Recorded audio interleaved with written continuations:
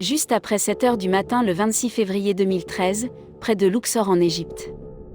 Une montgolfière transportant 20 passagers et un pilote prend feu. L'incendie, qu'on a découvert plus tard être le résultat d'une fuite de gaz dans l'un des réservoirs des ballons, a englouti le Corbeil. Le ballon venait d'atterrir à ce moment-là et n'était pas loin du sol. Le pilote, grièvement brûlé par les flammes, se jette de la nacelle. Un seul passager le suivait. Ils seraient les seuls survivants de ce qui s'ensuivrait. La chaleur du panier enflammé, en combinaison avec une rafale de vent, a fait s'envoler le ballon dans les airs. Les passagers se sont retrouvés avec un choix impossible, sauter du panier et tomber sur l'heure. La mort, ou rester là où ils étaient et être consumés par les flammes. 7 des 19 passagers restants ont sauté ou sont tombés. Aucun d'entre eux n'a survécu à la chute. Le ballon s'est élevé jusqu'à environ 300 mètres au-dessus du sol, avant que le réservoir de gaz enflammé n'explose. La verrière du ballon s'est froissée, et le tout a chuté au sol dans une boule de feu rugissante, les 12 passagers restant avec lui.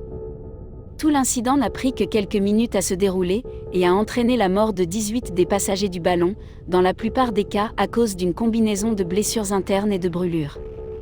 Le seul passager survivant était un Britannique de 49 ans, Michael Rennie, qui a sauté du ballon en même temps que le pilote. Sa femme Yvonne ne l'a pas suivi. Michael était miraculeusement indemne, mais d'où il a atterri sur le sol, il ne pouvait rien faire pour empêcher le drame de se dérouler. Le pilote, Momin Mourad, a également survécu mais a subi des brûlures sur plus de 70% de son corps.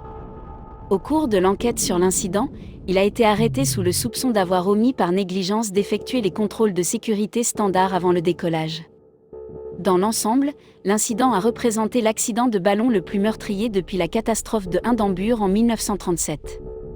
Avec des victimes du monde entier, il a fait l'actualité internationale. Les morts étaient presque tous des touristes visitant l'Égypte en vacances. Ils n'attendaient probablement rien de plus qu'une promenade agréable et paisible au-dessus du Nil et de la vallée des rois. Aucun d'entre eux n'était prêt à faire face à un choix quant à la manière de leur mort. Aucun d'eux n'était prêt à mourir.